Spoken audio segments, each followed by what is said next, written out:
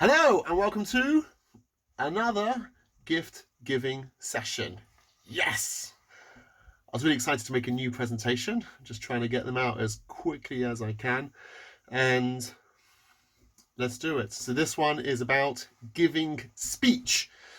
There's different ways to be able to give. There's giving with your hands, giving with your mind, giving with your eyes. There's also giving speech. There's a way to be able to give with your speech, and really this is about when we're in isolation, to be able to actually still pick up the phone and to be able to speak to people, because it really, really does make a difference.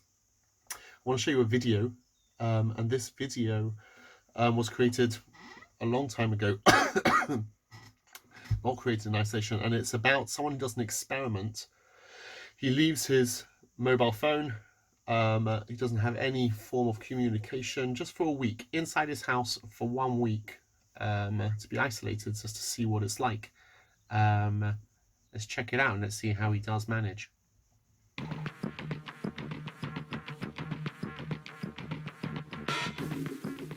So they've taken my phone off me and my tablet and my smartwatch. It's still early doors, but so far it's been remarkably quiet. I just fell asleep on the sofa in front of the television. When I woke up, I had that instinctive reaction to check my phone, which is just a normal thing to do, and obviously it wasn't there. It's been a bit lonely, being used to living with lots of people as well. It's a big difference. That sort of thing. I think it's not so much about the technology, I've realised, but it's about the feeling of having a connection. I can hear the people in the neighbouring flats heading out in the hallway, off to do something a bit more exciting, I imagine. I'm quite jealous of that. I'm starting to find it quite difficult, to be honest.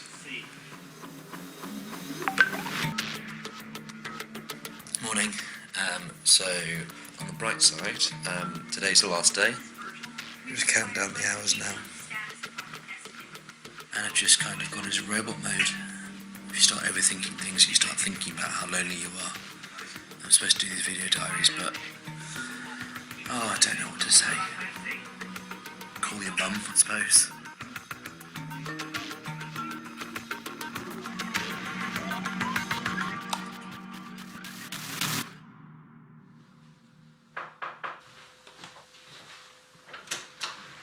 Are you Joe? I am, yes, nice to meet you. Hello, Joe. How are you doing?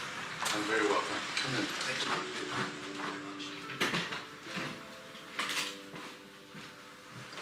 How did you survive? It's a good question. It was certainly trying, certainly very trying at times, I think. A real sense of being left out and being alone and not being part of it and being very cut off. It's not something you think about, is it, until it actually happens to you. And then suddenly you become aware of it and realise the significance of what goes on in the world and how many people are lonely. I was bereaved Right. 2.5 years ago. Oh, right.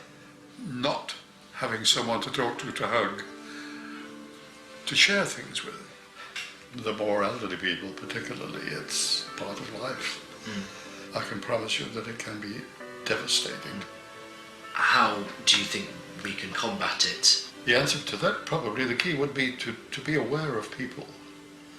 To talk to someone in that situation who is lonely, you have to, it really requires a little effort, doesn't it? I think that's the key. That's the key.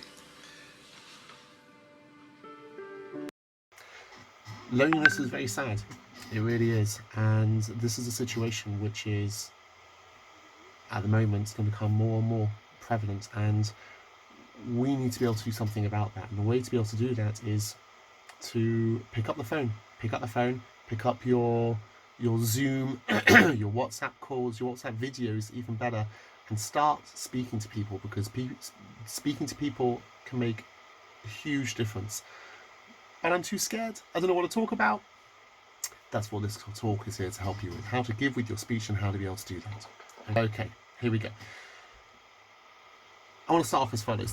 I remember when I was young and I used to go to, a family simcha, and I'm talking about when I was, in primary school. And there used to always be adults who would ask the most stupid questions ever. I mean, the most silly questions ever. What do you reckon that question was? Which was ridiculous. Okay, we're talking about on a Sunday. On a Sunday, you go to this family affair, have to always put on, the tie, the bow tie, or whatever it was, and and then it would always be this older person who looks down at you, okay, and the last thing you want them to ask is they say, "Do you know who I am?" Because no, stop asking me that. But there's always this question which I'm always waiting for, and I was always wondering, like, why would you ask such a question? It's like, why?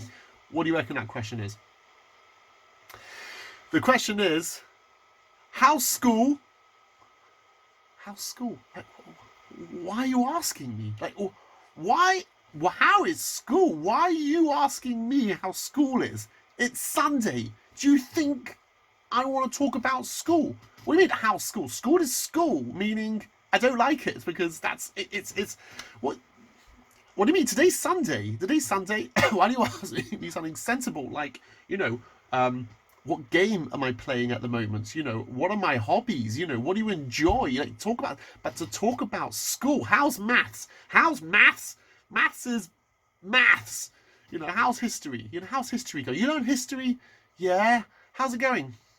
It's history. I mean, why would they ask such a question? Ask something about, it's like, what team do you support? Or ask something like, it's like, what game are you playing at the moment? Just something, but to ask her school, like, why? Like, what? And what? And they're going to get back to my teachers and then tell me how he went, oh, you know what? When I spoke to Avram, I found out actually that, he said he didn't like school that much. It's like, why you ask me such questions? And I realized, I hucked it. I realized that there is actually two different categories of speech. Okay? The two categories go as follow. Okay? I say three, we'll get to the third one. There's two major ones and a third one. Okay? The number one is something called functional speech, okay? Why am I using my mouth now? To be able to talk to you, to be able to communicate. So I have to be able to communicate with you, and if I actually personally don't enjoy using my mouth, I'd rather just, if only there could be like some suction pads, and I put some suction pads on you, and now I can just basically get information from my brain to your brain. Wouldn't that be absolutely amazing? Instead, the only way I can communicate is via my mouth. I try to use my hands and actions as much as possible, but I use it via my mouth. But the purpose of my mouth over here is to relay information from me to you. It serves a function, okay? Functional speech serves a function. So an example of functional speech is, what time is it now?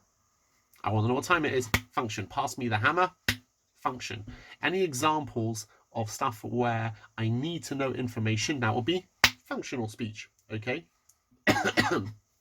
Anyone know where the ketchup is? Ketchup, please. Functional. What time is functional, okay? That's one type of speech, functional.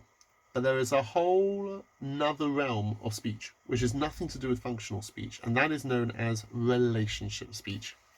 And when it comes to relationship speech, the goal is not that I have information that you need to know or vice versa. Rather, I'm using the mouth as a means of connection just to be able to connect between the two. I want to be able to connect with you, and therefore use words. And have you ever had it that it's like you're on a telephone, and you're on a telephone, I don't know, for a long time, and then afterwards it's like, what were you talking about? Nothing. Nothing. What do you mean you're talking about? You were on the phone for an hour, you were talking about nothing. Oh, what I mean is that, I don't know what we're talking about, though. You're connecting via the mouth. That is a relationship speech, okay, as opposed to functional speech. If I ask you a few questions, let's say, for example, if someone says to you, what's your favorite color? Is that functional or is that relationship? What would you say? It depends, okay? Generally, what's your favorite color? That will probably be a relationship talk. But if you're going to, if you're speaking to a painter and he wants to know what's your favorite color, then that's most likely going to be functional, okay? If someone asks you, you know, how you, where are you from? What's that? Is that functional or is it a relationship? Once again, it could be either, okay?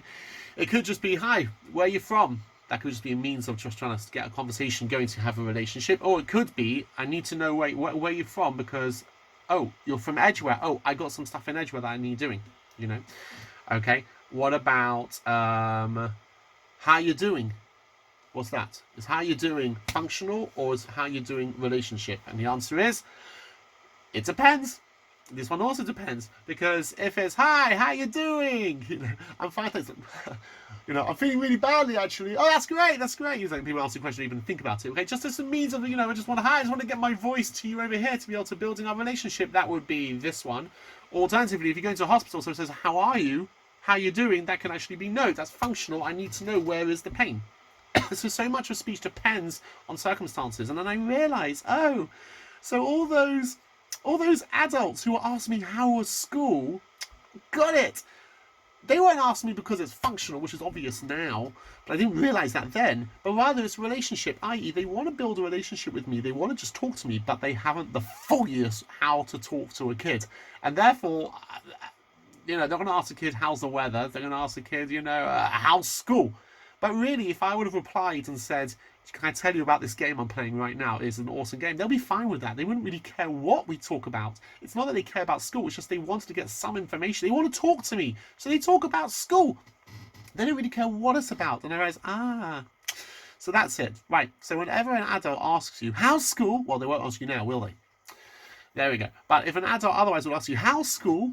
Okay, just realize that what they're really saying is, hi, I want to talk to you. I want a relationship with you. I want to be able to say, I want to be able to just show you that I care about you, but I have not the foggiest what to talk about. So I'll just talk about how's school.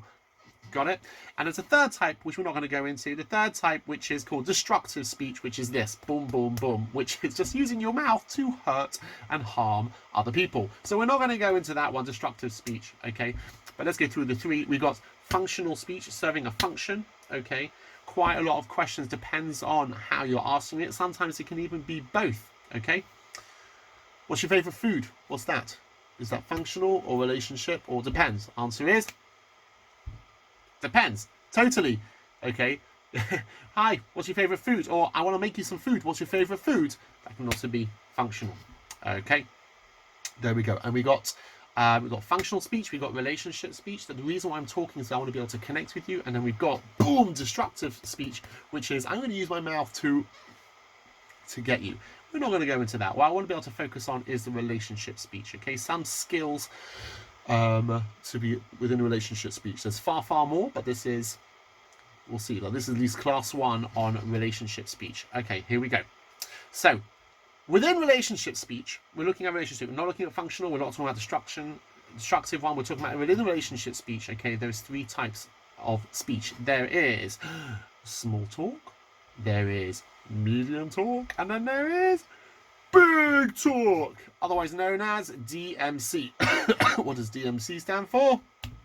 Deep, meaningful conversations. So you meet someone for the first time, or on the phone, you're going to call up someone who is lonely and you don't know them very well, but you're going to be able to make someone feel really, you know, someone who's old or someone who's isolated feel great. Okay, you're not going to pick up the phone and say, hi, I want to know, what's your deepest, darkest fears in life? What keeps you up at night? Tell me, what is your whole meaning and purpose to life? You don't do that because you don't go straight into the big talk. You have to start small, you move to the medium, and then you get to the big, okay? We need to be able to work out what is the small talk, moving on to the medium talk, and then we go on to the big talk. Sometimes you can start off with medium talk. If you have a really close friend, then you can go straight to the big talk. But someone who you don't know very well, you can't just go straight in and start asking the biggest things in life. You have to start off with small talk. Okay, I'm going to give you a few examples. You tell me whether it's small or medium or large. Okay, let's say nice weather we're having. You enjoy the weather? What's that? Small, medium, or big? The answer is the most small talk you can possibly get. Small talk. Okay, fine. What food do you like? What do you reckon that's? Small, medium, or big? Probably a bit more medium. Okay. Hi, how you doing? How's it going? What's that one? That'll be small. Okay.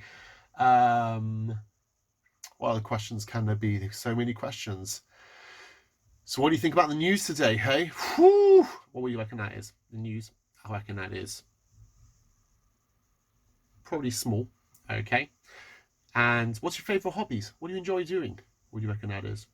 That'll be medium. Okay, and let's think of another one.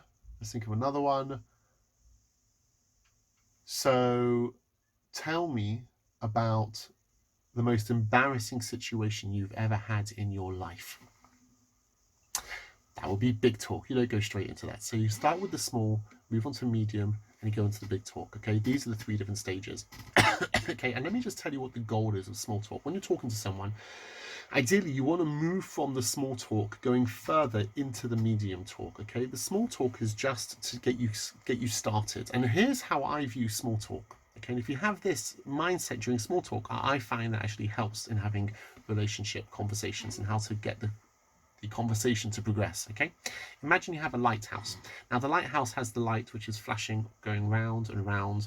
The lighthouse is looking for what? Ships. Okay, but it has no idea where the ships are, so it just keeps on, you know, just trying here, trying here, trying here, trying here, trying here, trying here, trying here, until it will finally find a boat. And if it finds a boat, okay, then I believe at least, okay, the light won't start flicking around. They'll zoom in on that boat because the boat needs to know that not to be able to, that the shore don't crash into the rocks. Okay, so the lighthouse is just checking out continuously until it finds, boom, there's the boat. Home in, zoom in on it. Okay, what is the goal of small talk? The goal of small talk is, I have no idea anything about this person. I want to get into a conversation, but I know nothing about them. And so how can I get into a conversation? So you know what? I'm going to pepper this conversation with asking small little things about how did you get here? What do you do? What keeps you occupied generally? What sports do you like? You know, what have you done today? Have you been on any nice holidays lately? Are you going on nice holidays? Not lately. Okay. You ask these questions, and then when they talk, okay, what you're doing now is you're really being being a detective. You're investigating, and as you're investigating, you're trying to find out as much information from them as possible. And once they've given you information, that information I call hooks. Because now you've got a hook to be able to hang another conversation on it. Okay, the more they talk, the more hooks that you have. So let's just say, for example, I'm going to talk to myself. I do that quite often. There we go. I'm going to talk to myself. So, okay, imagine one, the other. Okay, hi, how are you? I'm great. How are you? I'm good, thank you. Tell me, how did you get here? Well, okay, imagine it's not by Zoom. Okay, I got here. I got it by the train. Really? Where from? I came in from Edgware. Oh, you live in Edgware? Yeah, I live in Edgware. Boom. That's one hook. Because now I know I live in Edgware, I say, hey, I live in Edgware as well. And now that could go into, okay, have you tried this restaurant? Have you tried that restaurant? Have you tried that restaurant? And that's a whole avenue, beautiful, a whole category of subjects that I can go into later. Okay, yes, I do go into that. Okay, oh, you live in Edgware. Have you been to Pizzazza? Yeah, I've been to Pizzazza. Oh, do you like Pizzazza? Do you like the pizza? I love pizza. You like pizza? Great. Now that's a whole nother hook. Now we can start talking, for me, for hours about pizzas. Is it pan crust or is it thin crust? Thin crust. You want thin crust? Pan. Obviously. Obviously, it's worth the extra money for pan. No question about it. I can start talking about pizza now. Okay, oh, well, I'll tell you, you like meaty, you like milky. Food. That's a whole one category. Okay. Let's say I start moving on to something else. Okay. So I start talking to the person and I say, as I'm talking to the person, I say, right, so don't you wish you'd be able to get out? Yeah, I wish I'd be able to get out. Imagine you could go wherever you'd want to go. Where would you like to be? Oh, I'd love to be able to go to, I'd like to go to a rainforest. Really? Why a rainforest? Boom. Okay, this person wants a rainforest. Maybe they like animals. Maybe we can start talking about animals. There's another hook. Cha-ching! Okay. Yeah, because when I once went to, I had this great holiday once, and it was only like, it was like a little forest. I was there with my brother and my sister. Boom! Haha! Sorry, you don't say boom. He's got a brother and sister, or she's got a brother and sister. Great. Now they've got a brother and sister. Now I can start talking about, oh, you've got a brother and sister. How old are they? Okay. Are you close? You know, well, I wouldn't ask straight away, are you close? That goes into that's a big talk. But now I realize I've got brother and sister. Right, now I can start talking about that. Oh, fine. Okay. So tell me, what school do you go to? I go to Husband. Yeah, Husband. I also went to Husband Inn. Oh, okay, fine. Now that's a whole nother hook to be able to start talking about schools. So what you're doing is, as a small talk is going, your goal in a small talk is to listen, get as much information as possible. And once you've got the information, what they're saying, then use it as hook. And now you actually know what to say, because sometimes we find it hard to know what to say in small talks. But once you're using the small talk to be able to pick up the hooks, now I know all these conversations with this person now, after speaking to them for 5 minutes, I could go into a whole realm talking about food. I can start talking about school. I can talk about all the things in Edgware. I can start talking about, finding out their siblings. Okay, because I know they got siblings, and now this is all avenues of being able to talk, and now it's just this conversation going forever. Okay, that's what the goal is. Of course, be careful when you do this. You're not going to say, "Oh, school, remember that teacher? Do you hate the person?" That's called Lashon Hara. Don't do that. Okay, no one likes someone else who talks negatively. This is not what it's about. But when you talk about negatively, if someone hears you talking about negatively about someone else, then they're thinking, "Hey, maybe they're going to talk about negatively about me behind my back. I don't want to be friends with such a person." Okay, so that's what, in my view, what small talk is. A bit like a lighthouse, trying to get as much information as possible within this intro talk. And once you've got that, I now know what to talk about, move on to the conversation to something a lot bigger. Do not ask the following, because a lot of people feel, when I ask for examples, and since this is not a webinar, I can't ask you for examples, but a lot of people say, and I ask people examples for small talk.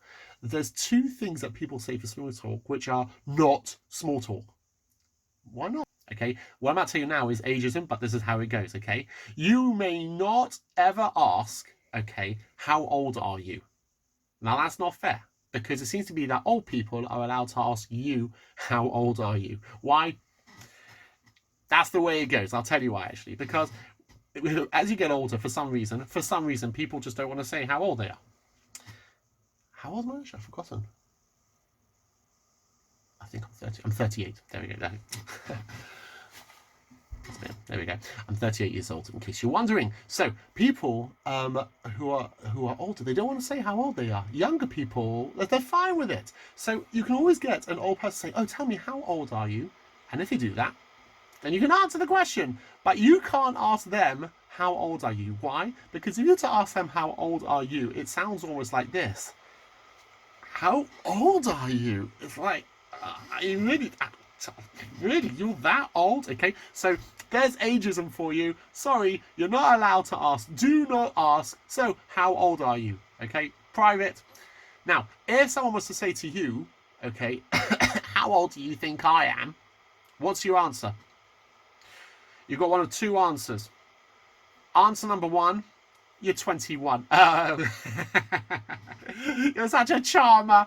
Okay, say 21. You're safe that way. That's option number one. Option number two, if you're actually going to guess, is make sure you say 20 years less than what you think.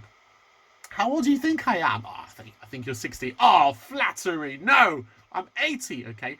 The problem is that if you do anything less, the last thing you want to do is, how old do you think I am? 20 years young. I don't know, like 10 years young. 70. I'm 60. I'm 60. So I really look that old, do I? Eek! Okay, so to play it safe, you want to make sure, unless you're really far out, you have no idea when it comes to adults. But play it safe, 20 years younger, okay, because nothing can go wrong over there. But you can go wrong if you're gonna guess the wrong age and you say they're older than they are. They won't be happy with that. So that's number one. Do not ask how old are you, okay, even though they're allowed to ask you. That's ageism. Yep. That's the way the cookie crumbles, okay? And the second thing which you may not ask, and this is a real one. This is a real one. People don't realize, okay, is you may not ask, how many children do you have? Why? Why not? I'll tell you why. Because it could be that people don't have any children. And that gets into an awkward, horrible conversation. Okay? It could be that someone doesn't have any children. It could be someone wants to have children and can't have children. Okay? So to ask that, or you ask someone, "Oh, do you have any children?" No, a child passed away. Oh! So what sports do you enjoy? Okay, you stay away from that. Okay, how many children do you have? I don't have any children. Oh, you don't want any children?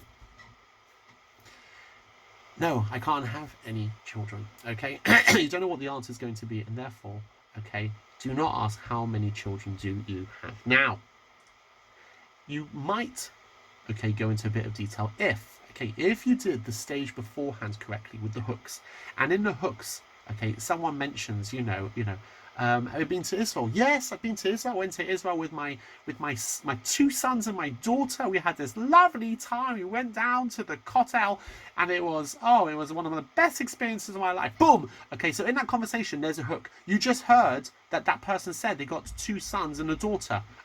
Two sons and a daughter. Now I can start asking. There's another hook about the two sons and a daughter. Oh, you told me you got two sons and a daughter. Tell me about them. Where do they live? What do they do? you can start talking about that because they mentioned it, which means once you know that they've got children, then you can start talking about the children. But if you don't know that you don't know that they don't have children, if you don't know if they've got children, then don't talk about the children. Okay? Same thing, by the way, goes for marriage as well. Okay? If you say to someone, so you're married? My husband's died. Oh!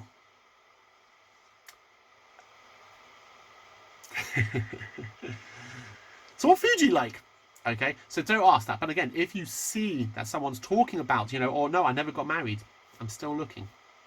Okay, so if you know someone's married, someone's talking about their husband, someone's talking about their wife, then you can start, again, use that as a hook and you go into that conversation. But if you don't know about it, then stay away from it because the answer might be quite upsetting. Okay, and that will be majorly big conversation, which you don't want to jump to. Okay, got it? Capiche? Excellent. Let's keep on moving. Okay, on to the next screen. Here we go.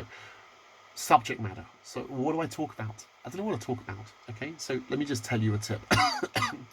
When you talk, you want to talk about the most interesting, the most awesome, the most amazing subject ever. Okay, because everyone wants to talk about something interesting. Okay, so I'm going to help you now come up with the number one, the most interesting subject in the entire world.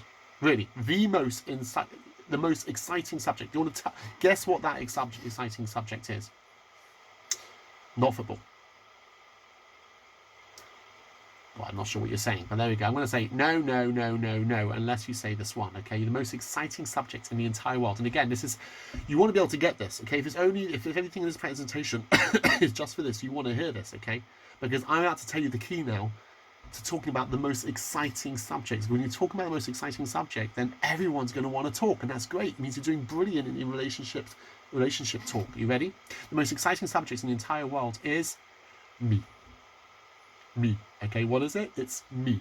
I am the most exciting subject in the entire world. Thank you. Everybody feels that about themselves. Everyone is excited about themselves, and therefore, if you talk about them, again, not how many kids you have, you can't go into that, but if you're interested and you start talking about as much about them, not about you, but about them, then that is a great way to have a conversation because people are interested about themselves. They think it's the most interesting subject in the entire world, and therefore you're onto a winner here. You're onto something which was really going to get a great conversation. You know, it took me years to be able to work that out. Whenever I met someone, for years and years and years, anytime I met someone, I wanted to make sure I talked about something interesting, because I want to interest them. So what do I talk about? Myself. So there, I'll start talking about me, because, hey, I'm really interesting. Only when I read a book, actually, afterwards, How to Influence and Influence People, okay, many years later, and I was like, oh, everyone finds themselves interesting. You mean I'm only finding it interesting because it's about me? Oh! I didn't realise. Oh! Everyone finds themselves interesting. If you want to talk about the other person, you know, one of the jobs that I went for once, okay, I met with the future boss, okay, and then I had to meet the trustee. Okay, the trustee's the one who's giving all the money. So the boss said, you got the job, okay? However, you need to speak to the trustee. Okay, so, and if the trustee is happy, then you got the job, and if not, then you're a bit of an issue here. So my wife and I, we had a meeting with the trustee, and I was very nervous, okay, because I really got to impress the trustee. So I got to the meeting, and the meeting went, you know, hi, my name's Rabbi Zeidman, this is my wife Rivka, it's nice to meet you. Didn't cough into my hand, I didn't shake hand, whatever. Nice to meet you. Sat down, and I was ready with a script to start saying, you know, I've been here, I've done that, I've prepared this, I've done that, and I really wanted to get this out. I wanted to sell myself. I couldn't get a word in edgeways, nothing. The trustee started talking and talking. He started talking about his interests, which I actually found really fascinating, found it really interesting, and he was talking all about his hobby, and he was just talking and talking, and I'm listening. Okay, and I found it interesting. And I was also thinking, it's like, but he's not hearing anything about me, but I'm listening. My wife's listening as well. And the whole meeting, he was just talking about his hobby. I left that meeting, and I thought, that's it. I've blown it. He doesn't know anything about me. I've wasted my chance. Oh, this is terrible. I got a call the next day. from the head of the charity, Okay, he said, that meeting with the trustee, I know, he said, the trustee has never met a more interesting couple. Bam! True story. True story. He said, the trustee says he's never met a more interesting subject. I tell you, what on earth? What does that mean? How can that be? I'll tell you why. Because I was interested in him. Because he is the most interesting person in Earth. And I was interested in him, which means I'm obviously interesting because I'm interested in interesting subjects, which means him. Amazing. Which means even if you're in a conversation, you don't get much information out there, but they talk and you listen. That means that some person will come off the phone and say, wow, that was such an interesting person there. Wow, they're I remember once having also someone saying to my father once when I was young, okay, this adult, he was talking and I was asking the adult questions about what he does, okay, and I was listening and he saw I was listening. He said to my father afterwards, he said, your son is so clever. It's like, what do you mean? I didn't say anything. No, I asked questions and I listened to what his subject was. And by the mere fact that I'm taking interest in his subjects, and of course he is clever, then for someone else to be interested in what I'm interested in, which is I'm clever subjects, he also must be clever. Amazing. Amazing to be able to have that, be able to talk about the other person. That is the most interesting subject in the entire world. Okay. Let's move on. Okay, next slide. Okay. How do you know if the conversation's going well? How do you know? Especially if it's on the phone and you can't see the other person. It's like, I always find it really hard to be on the phone. Personally, I want to see the person's face. When I can see the person's face, I find it so much easier. If it's live, it's even easier. But, so how do you know if it's going well? Well, for start off, you know it's not going well if they slam the phone down on you. But that's not going to happen, okay? No one does that. No one's going to be rude. It's not going to happen. No one's going to slam the phone down on you, okay? So don't worry about that, okay? Don't worry about it, okay? But here I think is a good litmus test. Here's a good way to be able to test to see whether the conversation's going well or not. The question is, who's doing more of the talking, okay? Are you doing more of the talking or them? If you get to a situation where you're doing a little bit of the talking and they're doing more of the talking, then you realize you are succeeding amazingly. You're making this person feel brilliant because they are talking and talking, okay? That means you're talking about what? The most interesting subjects in the entire world. A conversation where you're talking. Again, any conversations where there's talking, it's great. But you really want them to be able to open up, to tell you how they're feeling and to be able to express themselves. People want to be able to express themselves. Giving conversation, okay? Obviously in conversations you also need to be able to talk as well. And we're talking about a conversation over here where you're calling someone up to be able to help them, to be able to show that you care. If they are talking more than you, then you know you've got it. How do you make them do that? Okay, we'll get to the top tips. But again, but primarily it's talk about the most interesting subjects and get them to speak. Then you know that you're talking about the most interesting subject. And that's great. How do I open up their mouths? Okay, so we've got the small talk, medium talk, big talk, but I think here are the tips. Stage number one is you have to realize there are going to be awkward.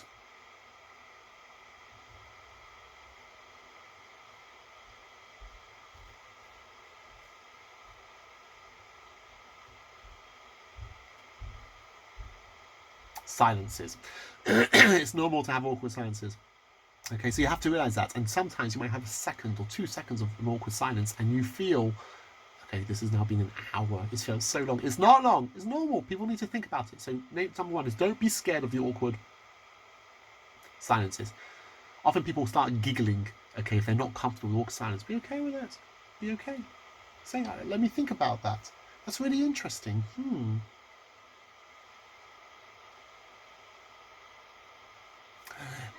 This is one way to make the session last longer. Okay, so be okay, okay? Be okay with silences. They don't have to be awkward. There's open questions and there's closed questions. What's the difference between an open question and a closed question, okay? An open question is a question where when you ask the question, the answer is not yes or no. A closed question is the answer, which is yes, no, maybe, or perhaps, or just one single monosyllabic answer, okay, which is like one answer like that, which doesn't open up. So, for example, you could say, "You're doing all right?" Yeah. That doesn't get a conversation going. You could say, "How are you feeling?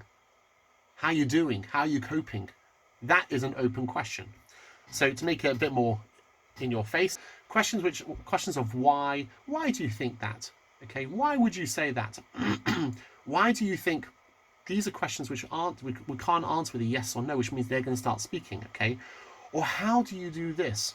Okay, how do you feel? All these questions of why and how, these are open questions, and open questions, what we're looking for, that's going to get people to start talking, as opposed to what. And the other example is, or when. What can be an open questions as well. It can be, okay? What's your views on?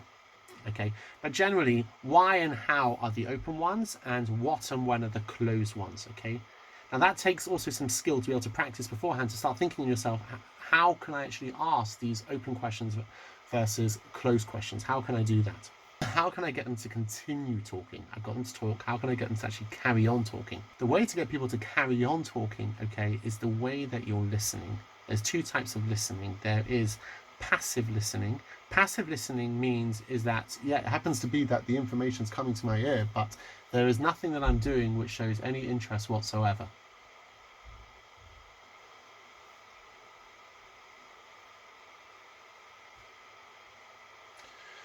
You don't give any eye contact, you don't look towards a person, it's like you don't show any responses to what they're saying. When it's passive listening, nobody wants to speak because they feel like no one's listening. You're not listening to me, so I'll just stop talking. Now, even on the phone, you can tell when someone's passive listening. You're on the phone, and as a person's speaking on the phone, you're typing, okay? You're doing something else, you're watching a video, you're... Yeah, okay. You can tell. You can tell. You really, truly can tell. You don't need a video screen to see when someone's not really listening.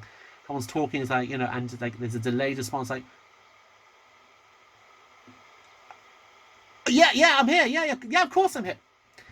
Don't. If you're on the phone to someone, just be on the phone. Be present. Be in one place. Don't do this and that. If you're on the phone, don't do anything else. Really, really, really. Otherwise, it's passive listening, and they can tell, and it's going to close someone up. The opposite to that is active listening. When you're active listening, okay, if it's in person, you'll hunch forward. You're moving forward. You give eye-to-eye contact. Okay, your head moves a little bit. You show. Okay, you show expressions. You show responses. Not in a scary way. Okay. But just like you're leaning in and you show that you're interested, okay, it shows. It really, really shows. On the phone, you can also, even though you can't see it, if you were to be on the phone and you are active listening, okay, means you're concentrating on it, they will be able to tell. And that will get someone to be able to speak. I'm going to give you now the most important words for active listening. You might want to pause the video, get a pen and paper.